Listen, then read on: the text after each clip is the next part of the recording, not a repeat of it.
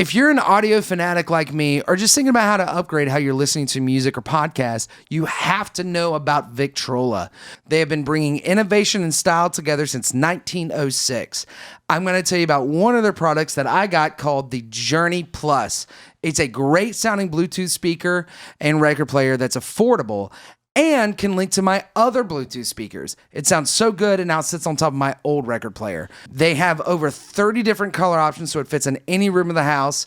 And of course, I got mine wrapped in denim. If you've ever seen us perform live, you know about my obsession with wrapping guitars and other stuff in denim.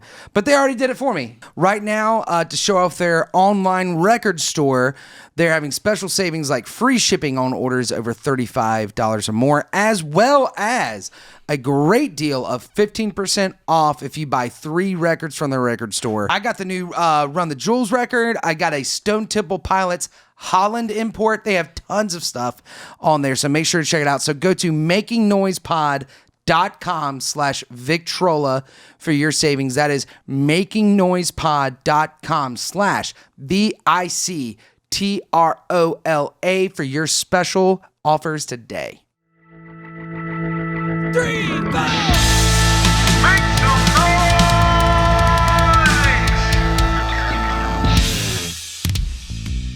Hey everybody, welcome to Making Noise. My name is Todd Johnson, and with me as always is Mr. Jay Connor. Huh? What? Am I here? He is here. I'm here. You had an awesome day yesterday. I had a pretty good day. Might have had too many beers. Yeah. I know when Jay's going out and drinking because you do this religiously to me. Anytime you're brewery hopping, you send me a picture. He sends me a picture like this where the beer up, and it's like first. Yeah. And then about 10 minutes later, second. So true story. I'm trying to do that. My girlfriend's like, hey, you want me to take that picture? I'm like, no, you don't get it. Like, I have to take this picture awkwardly, holding my phone, so it's like right here at my face. If you take it, it doesn't count. Right. It's the most awkward. Yeah. It's got to be. It's got to be the most awkward. Then I'm going to send it to somebody, and just how many beers is it? Right. Well, I love that you forgot to send me like 3, 4, and 5 or something like that. So I get a picture. It's like 1, 2, 3, 4, 5, 6 or something. 1, 2, 3, 4, fifth. And then it suddenly went away, which let me know that you were probably continuing, but just forgot. Yeah, we were walking around doing stuff, and it was raining, and yeah.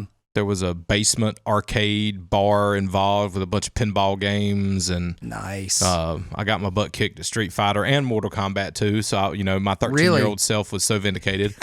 The whole time I was playing, I was like, I remember when I used to know how to do this, and then I'm just I couldn't do anything but punch. Oh, dude, I can't. The problem with like Street Fighter, Mortal Kombat was you had to remember exactly like the down, up, left, right, BA, just to do something. I was horrible at it, man. I was horrible at fighting games. I wish I was better at it.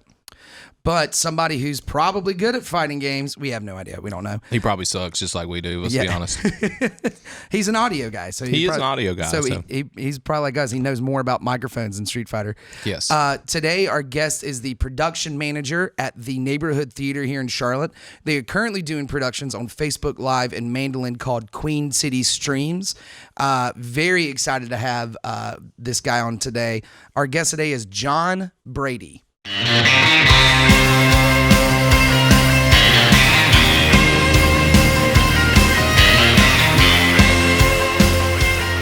How you doing, man? I'm pretty good, man. Yeah.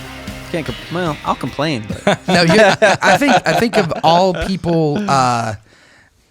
people. You're allowed to complain because Fair. it's. I mean, especially so many people talk about which concerts could come back, and or will say to me like, don't you miss it or something like that. But the people that fortunately I'm able to, like, as a solo acoustic singer, Right. You can kind of put me in any socially distant corner outside anywhere, and I'll be okay. I saw you. Oh My Soul. Oh My Soul. Yeah. So yeah.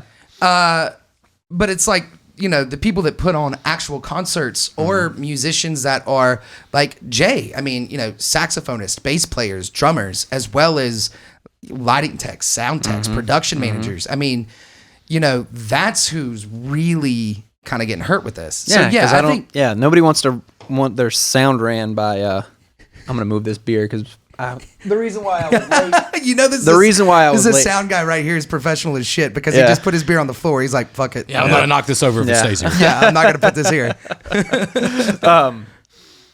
Yeah, like I can't, no one's going to pay me my day rate to run sound for Oh My Soul. Right. You know what I mean? Exactly. Like I'm not, I got to, Gotta find I got to ways. be it's got to be a 5-piece band with, someone's got to spend a couple $1,000s for me to even walk in the door. Exactly. But fortunately, with what you guys are doing with Queen City Streams, they sound fantastic. Mm-hmm. They really do. Thank you. And I am such a stickler for nerdiness on any like TV or live stream sound Broadcast stuff. Yeah. I will go in my office in the studio and make sure it's through the monitors just so that way I'm giving them the best. I'm giving them the best, but I'm also Yeah. I also will be the asshole who's like, yeah, the bass is way too flabby in this. You know what I mean? right. Like Fair I enough. will be Those that guy. times sound I hate a flabby bass, man. Yeah. And it's just, needs to be tight bass. Well, You know, a tight bass. flabby bass usually comes from the player, but you can't ever say that. But the sound guy can never. You can totally say it to a sound guy. Yeah, that's that's the great thing about sound guys. You take all the blame for when we sound bad. It's the best. And when No credit when it sounds great. When it sounds great, But that when it band was sounds like- fantastic. Yeah, right?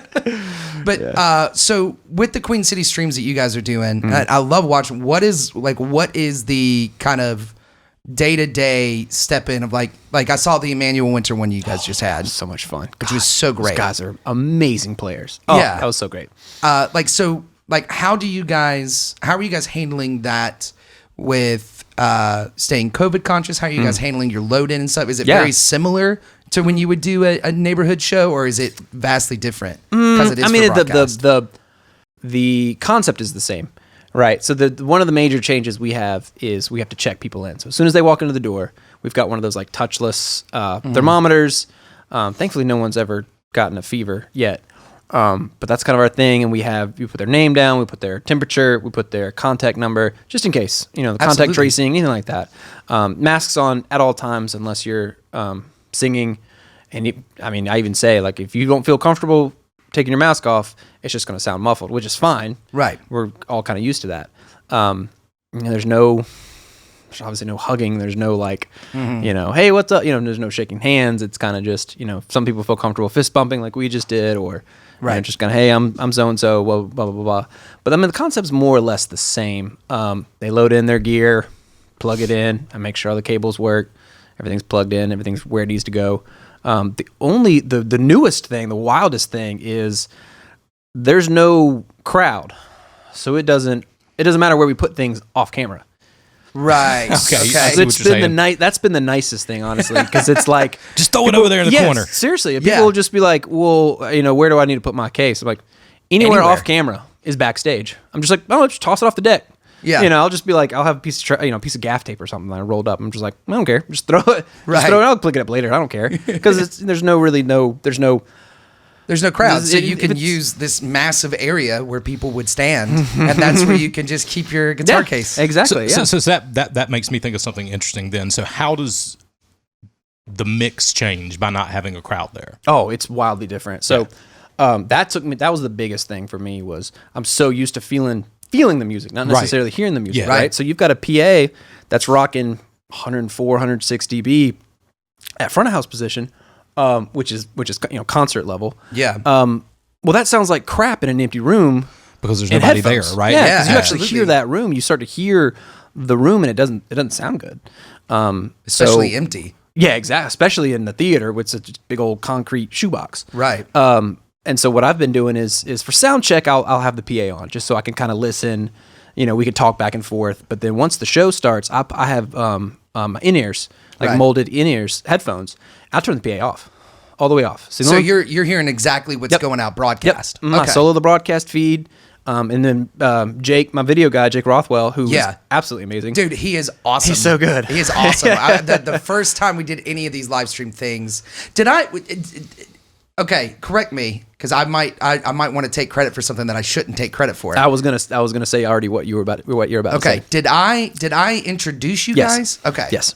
Because I think I was talking to you about it. So we went Right. to like Free Range or wherever Right. we had, we were hanging out. we had some drinks and we were talking about it. I was trying to get in some of the live stream stuff. Yeah. And then I also had a way big idea that was too lofty and too Amazing idea. I mean, it was a good idea. Right. Still is a good idea. Still is a good idea. I think it's something. I think doing the documentary would be a great thing to do, and it would be really good to do. But we need to. There's the podcast and buying more SM7Bs and RE20s was way cheaper than doing a whole that says a concert lot. film. than doing a movie. Yeah. And I know it. Like there was a lot of people through that month or two that I met that I know they think I'm crazy, but I was like, can we meet? Here's a movie script I wrote. And they're like, okay, this is a little weird. But yes, no, he is fantastic. And I had done some work with him through Byron from Eagle Nest, and both of them do great stuff. And so when we were talking, I mean, I think it's great. I mean, visually it looks great. He does such a good job with, I mean, the camera setups and the framing. And his crew is great. Yeah, the guys he hires on. Yeah, it was super great to work with them. Super great to work with them. I'm so glad that you guys are able to do that. Yeah. Well, getting back to the different things. So I turned the PA off, but also if you've watched any of the streams, the first 2 or 3 we did straight on. Right, with the curtain closed, straight on, and it was like, this seems so two-dimensional. It seems flat. It doesn't seem right. We can't fool people into thinking I'm watching this on my computer and I feel like I'm there. That's not going to happen. Right. So Jake had the brilliant idea of turning the stage so that the other side, the bar side, is the background. Yeah, and so it creates a dimension. Exactly. That's exactly what he was going for, and it feels more like a music video than it does a show.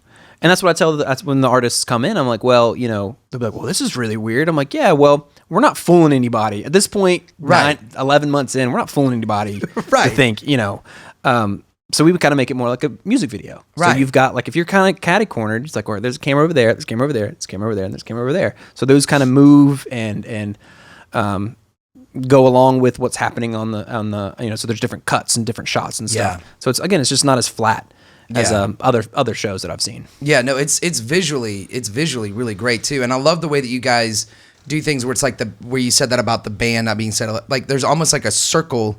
I've noticed sometimes exactly like a horseshoe a little bit. And the bands love it. Because this is like we do at practice. I'm like exactly because bands always do that little the horseshoe thing so we can see everybody. Yeah, and so it definitely.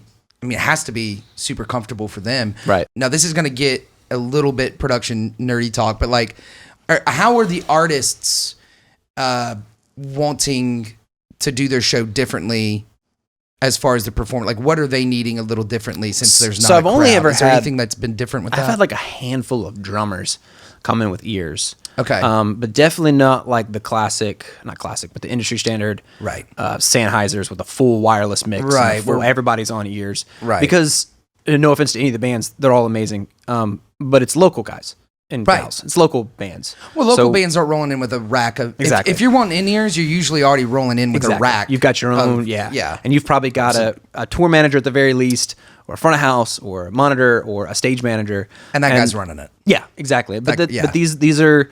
And that's what I love about the Queen City streams, and that's kind of the idea I wanted coming up with this was like, well, we've got such great musicians, why don't we give them a platform, right? Absolutely. Because the theater, I mean, it's the biggest independent venue in town, so sometimes local bands, other than our side stage opening, or their own like local showcase or something, they're usually not big enough to be on the side stage. Right. Or, I'm sorry, the main stage. The main stage. Because, I mean, you guys are getting... What's the capacity of the main stage? It's 956. So we just round up, say 1,000. Yeah. So, we get national acts. acts. We get national touring acts. Oh, absolutely. I love every show I've seen at Neighborhood. It's always so well put together. But like you said, it's like you've got to be able to draw 1,000 people.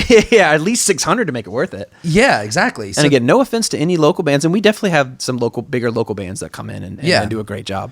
Well, it's how you build, right? You play at venues like the Muse, which is a fantastic, independent local venue as well.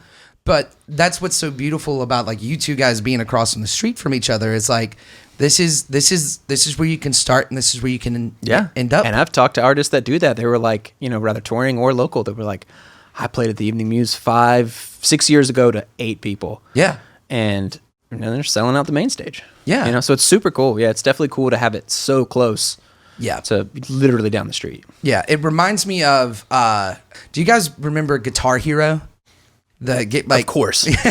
Of course. They had a little map in there of like when you were advancing stages, right? And it was like backyard party, you know, cool club, you know, back corner of some bar, back corner of some bar, and then it would be play. And it reminds me of very much like what Noda is a little bit, because like you've got a place like Jack Beagles, which isn't a focus of original music, but a lot of original, but like we've gone there a lot, and it's a great place to play. Yeah. And it reminds me of beach clubs when I was younger. Sure. Because it's an open air outdoor. So like we would actually coordinate our shows depending on who was playing at the neighborhood.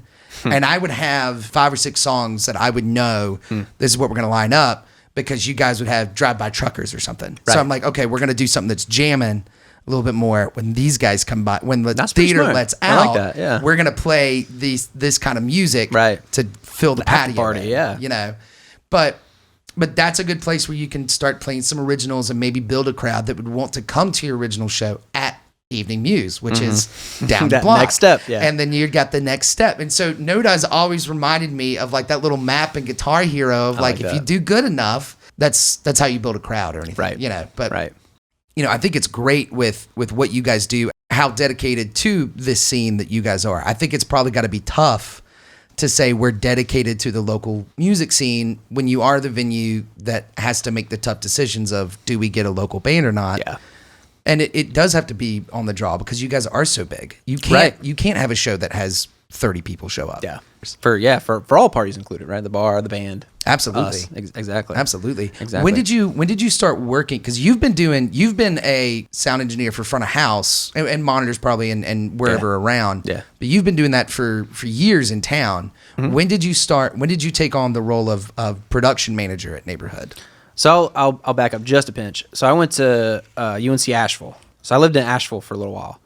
Okay. And then I worked, my first job or my first gig was an assistant engineer up in Asheville. And then I moved to Charlotte in 2016. I heard you almost say A2. I know what you mean. Okay, yeah, A2. I'm trying to, because like we can talk shop, but I don't know if your listeners are cool and hip. Yeah, no, we need to. Oh, trust me, we're audio guys. Nothing about us is cool and hip. Yeah.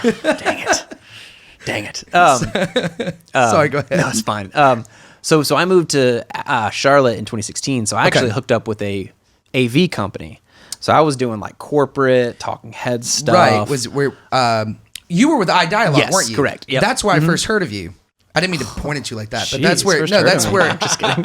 Well, like I put the guy on the spot, Todd. Yeah, right. Yeah. Well, no, it was because I heard that iDialogue did horrible. No, just joking. Until I came around. Until you came around. No, we would cross-reference stuff from there. I worked with PSAV. Gotcha. And A, and so I worked in a couple of those things. But yes, it's such an interesting way that getting in corporate. And I totally learned a lot of the things I learned doing corporate stuff. Right. I definitely keep with me and still do similar things of dressing up cables and making it look super nice and being super professional. Mm-hmm. But so I started working at the theater in November of 17.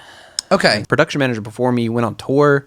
So he was like trying to production manage and be on tour. Just tough. And it was, especially for a venue that size. Yeah, that didn't make any sense. And so they were kind of going through a bunch of guys.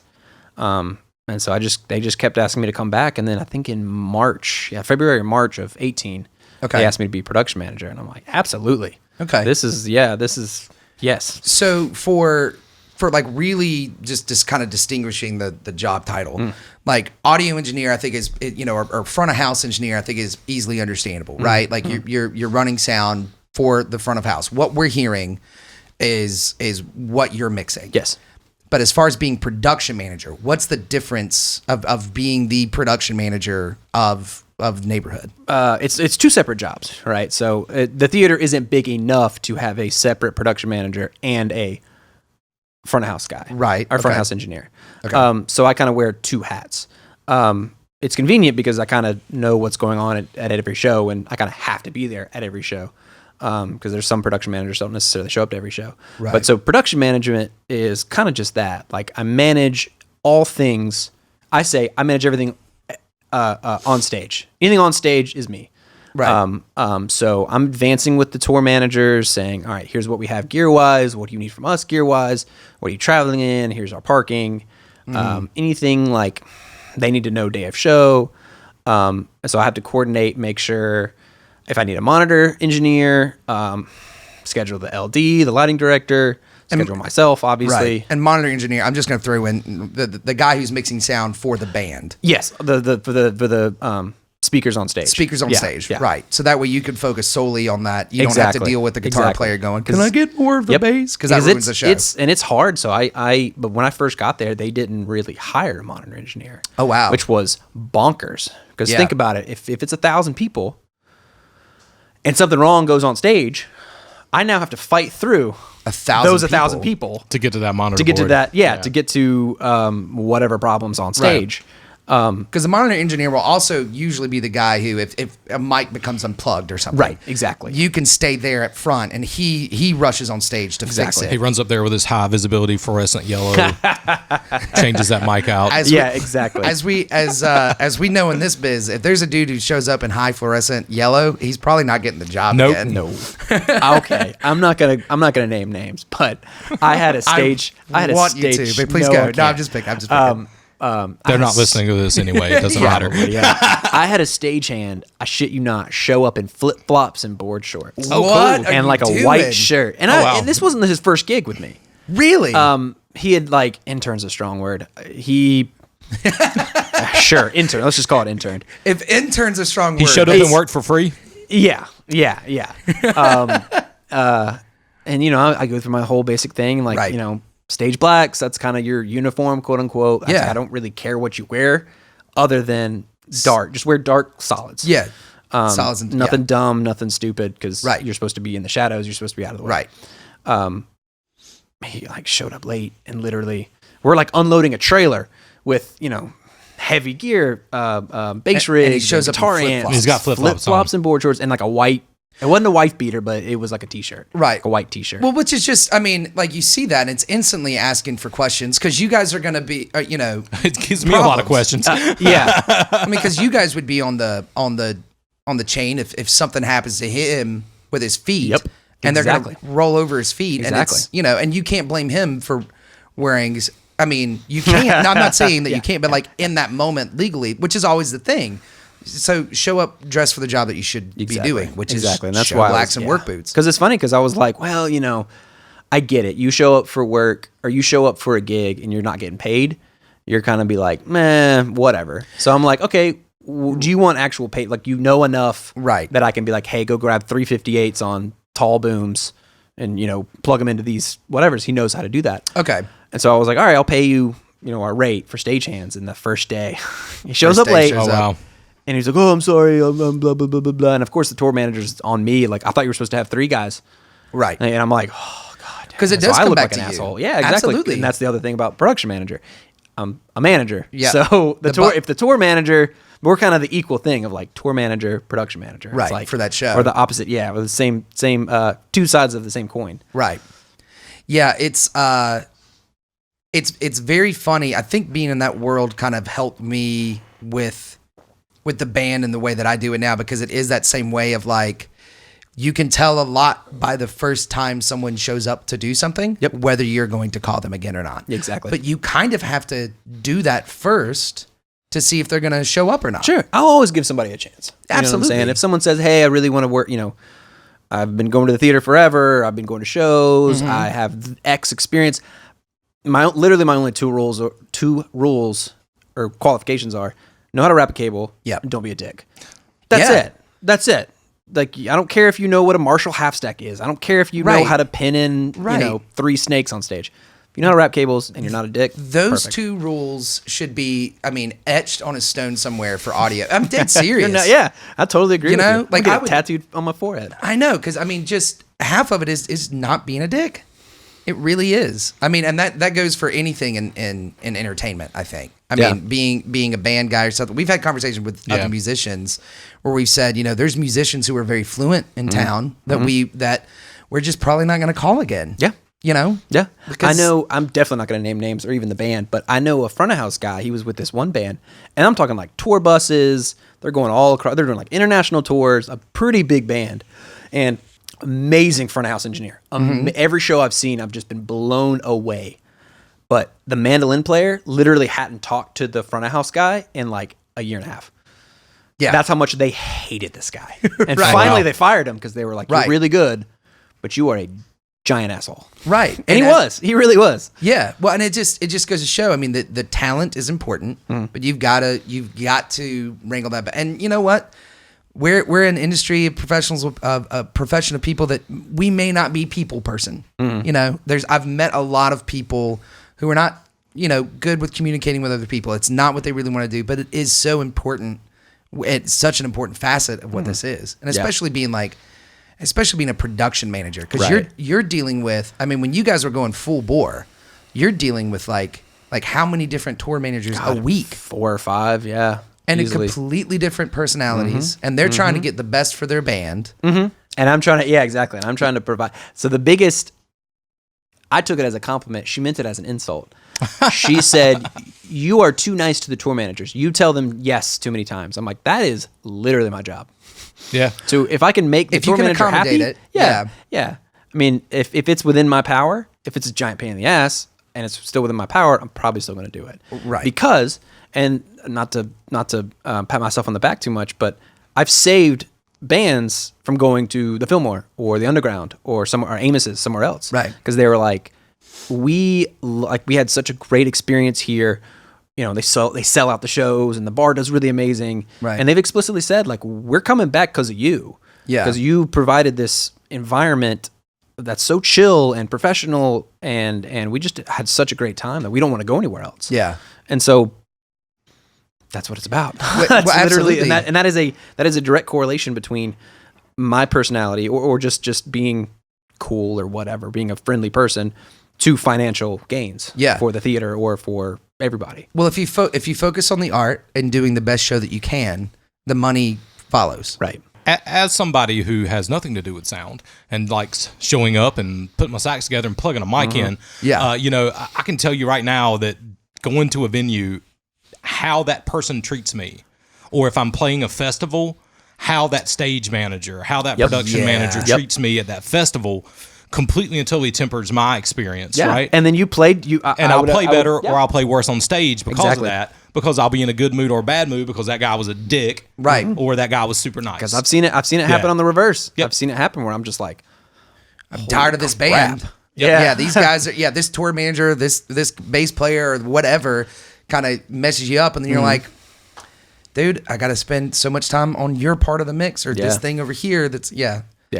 it's crazy how that really, and these are all like 30-second interactions. Yeah. Because everything goes so quick. I don't, when like people hear about a band showing up at 3 and doing a sound check and all this stuff, like you're not getting there and setting up and then going, okay, we have 7 hours to kill. Especially with your job. Yeah. Like you're showing up and you're not done until 3 hours after they've left. Like it's a Right. solid 12, 13 hours. When do you, for a big show at Neighborhood, pre-COVID, when do you roll into the parking lot? What does your day look like? Do you get up do you do a routine? What does your day look like? That's a good question. It's been so long. It feels like 5 years ago since I put on. So our last show was the Motet, March 7th Okay. of obviously 2020. March 6th of 2020 was the last show that I went to. There you go. Yeah. You were, Yeah. So our first canceled show was the Friday the 13th. Oh, wow. Yeah. Was Stephen Marley. Yeah, we all got that was the day where so many people got so many phone calls. Yeah. Yeah. That Thursday we were all just like, Yeah, I know. fuck. I know. Fuck. I turned my phone off after a while. I was like, I know Yeah. what you're gonna call. I know what you're gonna say. It's just canceled. Yeah. Yeah. Just canceled. But anyways, to answer yeah. your question, so typical load-ins, let's say for a big band, let's say for a huge Right. 2-tour bus band, Right. I'll probably have to be there around, earliest I think is 11. Okay. 11:30. So band rolls in at 12. Sometimes they'll want venue access 30 minutes, an hour before load-in. So meaning, think about it, they're driving or they're riding on a bus with Right. probably 8 other people, one bathroom. They want to get the fuck out of the bus. They just want to They just to walk around the room walk for around and get some Wi-Fi, check Stretch their their legs. emails, Right. go get some coffee, go get some food, whatever. So, so let's say load-in's at 1. So I've been there already since 11:30, setting up, trying to get everything kind of ready for the band. So they'll show up around 1, and usually a bigger band, they'll have front of house, monitor, sometimes drum tech, sometimes stage manager. And so I meet with them, make sure they've got everything they need, and then we start unloading the truck or the trailer. And so that's about an hour. And then setup's probably another 2 hours, hour and a half to 2 hours, depending on how crazy it is. If there's lights, if there's ground stack lights, and for instance, Sleep. If y'all are familiar with the stoner metal band Sleep, Okay. so it's a 3-piece band, right? Okay. Sounds easy. There are 8x10s, SVTs, bass rigs. Wow. There are how many half stacks? I can't even count. Yes. You're already. You said the word half stack in a sentence, so I'm already done. Yeah. Like I don't care anymore. Like that. If there's one, there's more than they need. Yeah. They're like the SVT8s, like the ones that are like 5'6", give or take. Yep. Okay. Yep. That you literally have to there's a bar on the back. You have to lean back towards you and push. Oh, hundreds of pounds. Yeah. Yeah. Yeah. So there's 8 of those. 8 of those. 8 of those. Okay. And the half stack, we ran out of room. We have a 30-foot wide stage. Okay, wait a minute. So I've been on that stage It's at huge. Neighborhood. It's huge. And you're telling me that a 3-piece stoner metal band maxed y'all's capacity out. Yep, because they had to do some Jesus weird Christ. Tetris stuff for the let's just say there's 8 half stacks. I'm not gonna lie. I love it and I want to see it though. Oh, I don't got- want to work it, but I want to see it. It was one of those because Sleep, their heyday was the late 90s, early 2000s. I can't remember, but it's one of those bands where you're just like, it's Sleep. Oh my god! Yeah. They're the big in that genre. They're the biggest you can get in that genre. Yeah. And I compared it to seeing the Eiffel Tower. Okay. So during this is I'll keep continuing. This is actually a really good sorry, story. keep going.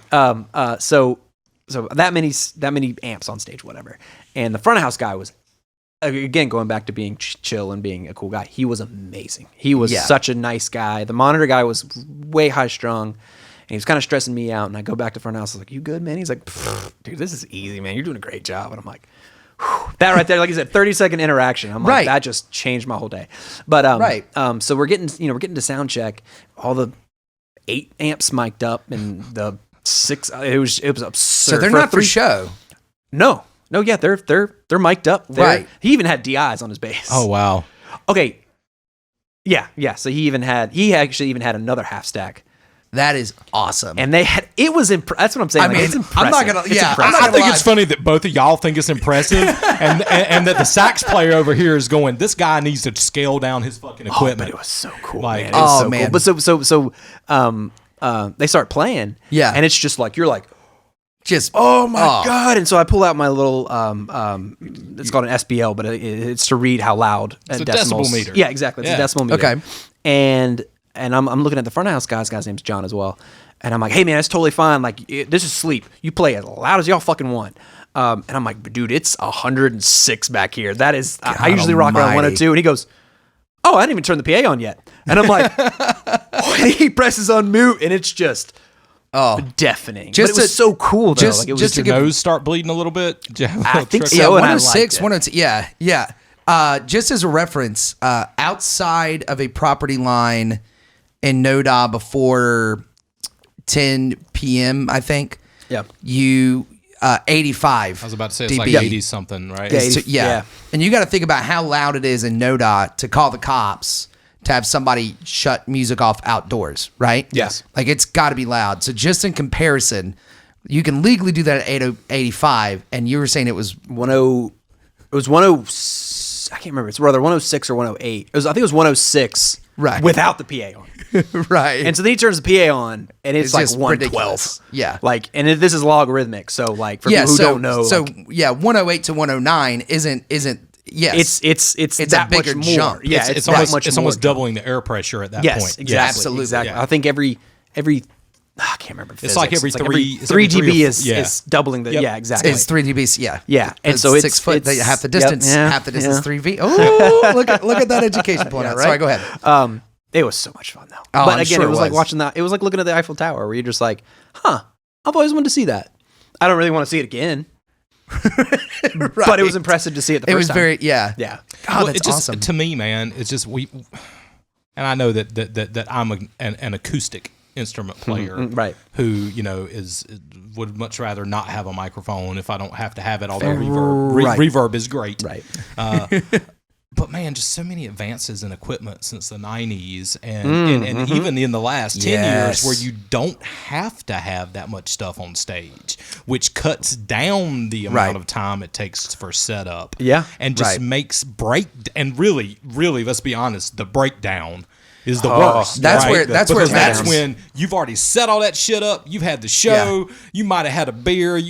It's 2 a.m. You just want to get the fuck out of there and go you home. have 8 SVT cabs. You gotta roll off stage. And you're cussing this guy for everything he's worth in your mind while you're, hey, yeah, man, it's great. Well, it's funny. So as production manager, I am the guy that's like, all right, I got 4 guys coming for loading. And I got 4 different guys. Yeah, and I've got their team as well. So I'm kind of like, all right, you do that thing I don't want to do. You do that thing I don't want to do. And then it's not necessarily that. Like, well, usually, no, but you've done the grunt work. You know what it's like. But usually, I don't ever want to do that. I don't ever want to come across as that kind of boss or manager or whatever. But it's I need you to do that job so that I can do the shittier job. Like, trust me, you don't want to be doing this shitty job, right? You don't want to be doing the specifics, and if you fuck it up, you're fired. Like, you really don't want to be doing the jobs I need to do. So I just gotta suck that. Yeah, you have to walk out 8 SVTs. It's absolutely the same way. Like, I'll still run sound every now and then for, like, depending on what the event is. And I've now gotten to the point where I'm like, there needs to be. I don't care how small the event is. Like, I need we need to hire 2 hands. This is the rate of what hands are actual hands. Not bar staff, not a buddy, like people who have done this before. This is their rate. They need to be there. And then we're going to have, and someone's like, oh, cool. And they can come and they can hang out. I was like, no, they can if you want them to, but I need 2 different hands to show up when the show's over that are fresh, that were not there, that were not been drinking at the bar the whole time. And that's such a. I've got that fun. I've got a fun story. I've had several horror stories about that. I'm sure. I just told the guy to go home. Just straight up. I'm just like, you're embarrassing me. Oh yeah. Go home. Oh, absolutely. So this is the question that I know nobody has the answer to, but I know that you guys are probably watching it and paying attention more. As far as opening back up or anything like that, what are you guys doing to plan or prepare for that at the moment? I know that it has to be a little bit more. Like, I know every time Cooper comes on TV, you're probably like, what does this mean? What does this not mean? What is this? Yeah. I know everybody in any field is kind of doing that. Obviously, nothing is going to happen immediately, but, is there any insight or any thoughts that y'all have been talking about as far as what you plan to do when regulations are loosened a little bit? Or is there something where you've said, this is where we stand, no matter what the government says, we want to stand here for safety? So the majority of 2020 people are asking, regardless of how you feel about COVID and safety precautions and whatever, people are saying, well, can't you just wait for Cooper to open this bitch back up? And I'm like, well, sure, regulations are one thing. Right. We are still dependent on the demand side. Yes. Absolutely. Right? So if we can open up and only 10 people show up to a show, there's no point in us opening up. Absolutely. So that's something we also have to, and my boss, Greg McCraw with Max Music, he is really good about this stuff. So he's like taking people's, surveying people and being like, what precautions would make you feel safe? What guidelines would you, so he was doing that a lot over a lot of last year, just to kind of get the headspace of the public and where everyone's at. And that's what the people don't really understand. People are like, why don't you just sell food and then you can open up? And it's like, again, right. Maybe you and your 10 buddies will show up, but a lot of people still won't show up, even if the regulations are lax. The neighborhood theater should not change from being a venue. Right. It is a fantastic venue in town.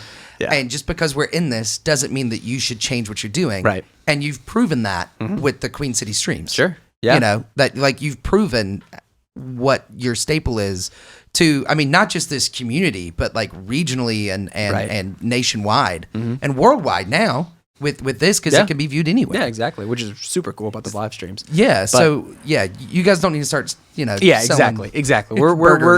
We're getting grants. We're getting certain things from. If the listeners, viewers, whatever, are familiar, or y'all familiar with the Save Our Stages stuff. So there's money from that coming down the pipe. Great. So we're fine. We're Right. fine. We're not. It's not dire anymore. Right. The doors can stay open. Yes, exactly. For My right key now. will still work. Yes. To get into the building. But to really answer the full question, we take our leads from Broadway. Okay. So if Broadway is going to be shut down for a majority of 2021, we probably will as well.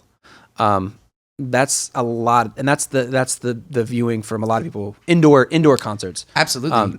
Around the country, and they're saying October. Okay. Which, I mean, obviously that could change. True. Whenever, that could change over the summer. That could change over.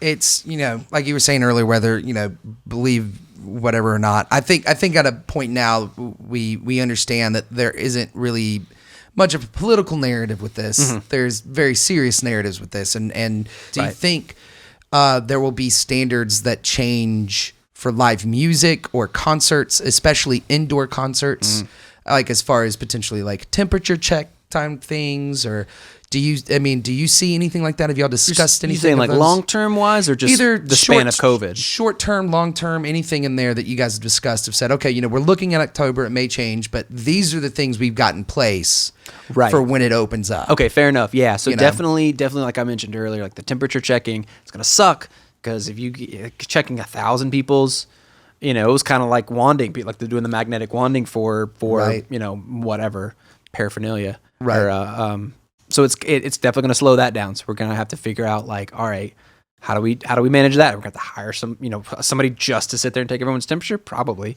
So we're going to have to do touchless soap dispensers, touchless paper towel things, touchless toilets, like things like that. Like at the bar, I mean, the bar is a very hands-on. You hand over somebody your money, cash, or your card, or whatever, and they hand you a beer. They open the beer, and so it's like, is there going to be gloves involved? Are there going to be? I mean, obviously, masks are still going to be around for a while until herd immunity. Herd 7 years. 7 years. Right. God. That's how long they're saying at the current rate. How long it's going to take us to get vaccines distributed? 7 years. Yeah. So, we're just definitely going to be around for a while. These precautions and as far as I can't even, honestly, I'm not even gonna lie, like I can't practically see us opening anytime soon, and I don't even know what that looks like. I guess to fully answer your question, I don't know what that looks like. Okay, and I kind of figured so. Honestly, I just knew that you guys would know more than, and when someone asks, because these are things everyone in the nation, everyone in the world's talking about. Absolutely. I've got a buddy that works for DPAC. In Durham Performing Arts Center, and what he does is he books the local musicians that play the touring Broadway shows and all that kind of stuff that comes through there, and he's a phenomenal woodwind doubler, saxophonist by the name of Wayne Leachford, and I just hear him talk about it, man. For months now, he's been saying it looks like it'll be September next year in 2021. I mean, he was saying this in November. I'll probably be back playing Broadway shows again in September or October of 2021. Right. That sounds about right. Right. But then it's also, you got to look at like, well, all the cases went back up when the weather got cold. Yep. Because everyone's in, the transmission's a lot higher. Right. Come cold season, so it's kind of like we got to do this right over the summer. Absolutely. Well, it's the thing too of even if regulations loosen up, you don't want to be, just morally. Yeah. You don't want to be the place that, or do that. So, but I do have to say it's so refreshing and good to see the way you guys are doing the Queen City streams. It's so like the production value is great. And I've gotten a chance to be introduced to people, which is nothing I thought I would be able to do in 2020, was be introduced to new local Charlotte music. But because of this, I have. Like, I've known Emmanuel. Emmanuel's played in the band. I love his stuff. I think he's fantastic. But there's been a handful of other artists that I've never seen or heard before. Yeah. That I can Same. go back and now you guys have done it so much, you know, you've kind of created this rabbit hole that we can go down. Yeah, and watch catalog. Yeah, we've got. I was talking to Jake, the video guy. I think we've done 22 shows. That's which great. Even thinking about that, I'm just in like, a year. really? In, Yeah, in not 2020, even since you guys October. were able since Yeah. Oh wow, So, yeah, that's right. Yeah, because we had it's every Wednesday, and then even sometimes we'll do Thursdays or Saturdays or whatever. So we'll add some dates, but like. That's weird. I was like, what are they, 22? And so it's funny. So I was going through our Instagram because that's kind of the easiest way for me to look at the catalog. And I'm like, oh, I completely forgot about that. I completely forgot about that show. Yeah. And it's like to even say that with such a limited amount in comparison to the 290 whatever shows. Well, it's so easy to forget a show in a month when you're doing 4 a week. Yeah, exactly. You know? Yeah. But then to go back not even 3 months ago. That's And crazy. be like, man. oh, that was a good show. Or like, I completely forgot about that artist. I'm going to listen to him on Spotify for a little while. So yeah, exactly. it's definitely what you're saying. Like, checking out new music, and it's right in our backyard. You know, there's so many great musicians in this town. Absolutely. Well, so I've been watching it on Facebook Live, but I saw that you guys are also doing on Mandolin. Mandolin, yeah. And what is? Do you kind of know a little bit of what the difference experience with Mandolin is versus like Facebook? Yeah, or? definitely. So Mandolin cropped up, supply and demand. During 2020. Yeah. And so they're a company out of Nashville. And so I think they put on the Ryman now. I'm pretty sure the live stream's coming out on the Ryman. Okay. So legit people. Yeah. So it's basically, it's free. So you sign up with an email and username and all that stuff. And so with Facebook, you're pushed down to 720. 720 video quality. Yeah, not video full, quality. not full HD. Exactly. Okay. And so with Mandolin, we can go bump that back up to that 1080. Oh, wow. That we film it in. Oh, cool. So at front of house, I've got my desktop, and so I'm kind of just watching the chats. If someone's like, "Hey, this is screwing up," or I can kind of in real time check it. But like it's the difference is pretty. Oh, absolutely. Pretty clear. It's just a nicer, sharper. Image. Yeah. We've done a few live stream things, but they've all been Instagram and Facebook. So that's great to hear about another platform like that you guys are partnering with to do that. And then all of these too, these are all free, but donation based if you would like as well. Because and that does go to the artists, the production that you guys are doing and making sure to put on these shows. Exactly. Okay. Yeah. Now it's gonna be like nerdy quick fire rounds of a few audio questions that I have. I have no audio questions. So how do you make a sax sound even better? I mean, you mute actually, you muted. That's one of my favorite instruments. We're gonna fight after this. Yeah, right. So, how do you mic your guitar cabs? Depends on what the guitar cab is. Marshall half stack. A Marshall half stack, I use a 57. AC30. 609. Sennheiser 609. Okay. Just off the cone. Always just off the cone. Just okay. Yeah. So I'm sorry, just off the center. Just off the center of the cone. The center of the okay. Maybe about 3 inches, depending on how right, because it's a game of inches at that point. The closer you get to the center, the more sharp it's going to be, more trebly it's going to be. Absolutely. Farther away. So kind of depends on if they're a rhythm player and what kind of distortion they're using, what their tone is. A couple options on kick drum. Okay. What are a few of your options on kick drum? And do you usually live? Are you multi-micing your kicks? Yes. Okay. What are you usually doing? 91. So a PZM mic. Condenser inside. Okay, to get perfect. that nice click, that nice. My life changed once I figured out. Once I saw someone do that. Yep. Night and day. I was like, why am I doing? Yeah. Yeah. And then for a long time I used a Beta 52, a Shure Beta 52 on the out.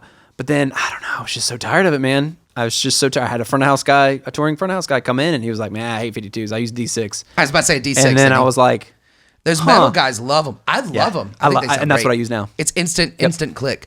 That actually right there, I'm not going to lie to you, is not an RE. I love RE20s. I just bought that. It's a new one that came out called the RE320. Okay, I was about to say. And so the switch on it, it's the same capsule, same everything. Okay. The other thing is the switch, instead of being a roll-off switch, is a drum pattern switch. So that scoops the mids and stuff. Scoops the mids. Oh, that's cool.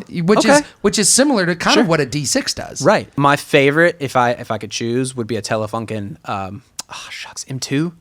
Okay. M80, whatever their kick mic is. Okay. Telefunken. I didn't know that they did one. That's awesome. It's amazing. That's my favorite name for a company. Telefunken. It's such a good name. Oh, it's so good, man. Yeah. I'm telling you, those Germans, Austrians, whoever they are, they just know what they're doing. Oh, they always do. Really know what they're doing. They always do. If there is, it's weird how if it's anything that's a German-made company, like German company, especially with microphones, I'm instantly all over it.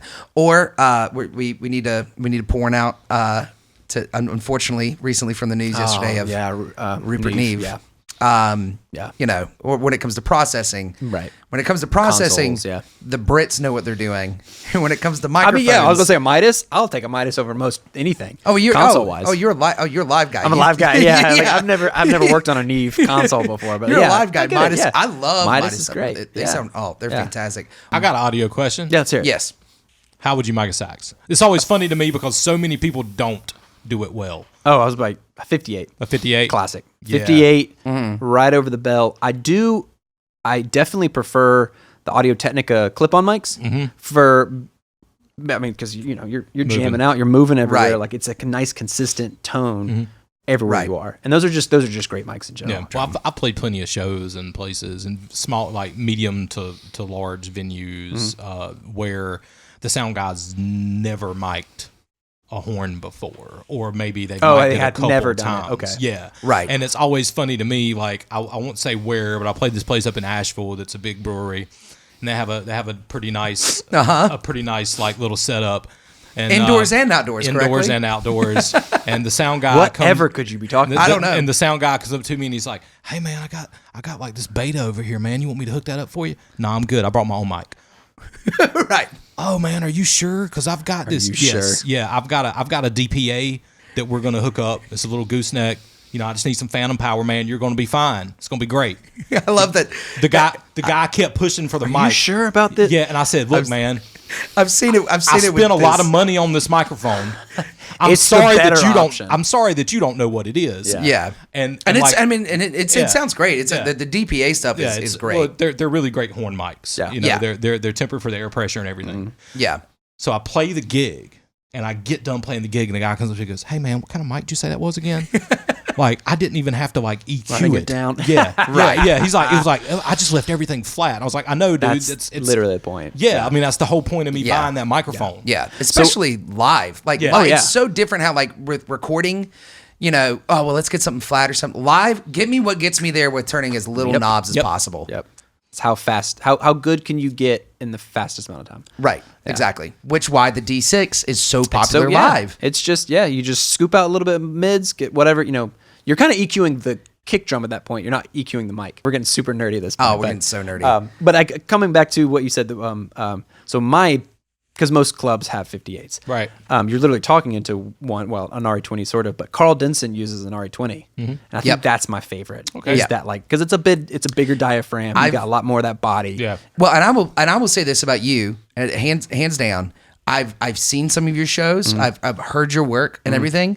You could be in a situation where you have two broken microphones plugged into a Behringer that half works, and you're gonna make it sound good. Yeah, I appreciate that. Did you do Thank that? Did you do the sound when Mike Ramsey did that thing a couple years back? I think he did. Yeah, I think he that did. would have been I've definitely after worked with- 2017. Yeah, I remember that show sounding great. Oh, his CD release. Yeah, Yes. yeah, Oh, God, yeah. that was such a Yeah. that was a fun show. That was It a really was. fun show. And you know what? Honestly, man, I remember that sounding really great in that space. I appreciate that. Yeah. Absolutely. Oh God, I'm getting ready to be that asshole. But as the co-producer of that record, I'm very happy you did a very good job for that live, because they ended up selling more because it sounded good live. good. Okay, So Jeez. thank you for doing such a good job on that.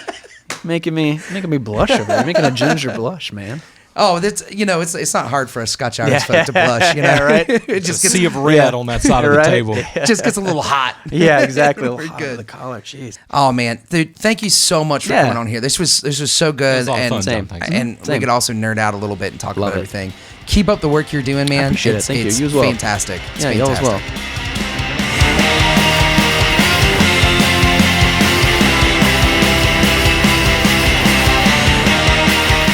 All right, y'all, that was our talk with John Brady today. A lot of fun having him on. Absolutely, Yeah. absolutely. Super knowledgeable guy. Make sure to check out what they're doing at the Neighborhood Theater, and make sure to rate, review, subscribe, tell your mama, tell all your friends about the show. Push that like and subscribe button. We Let's do it. really appreciate it. We Share really it. do.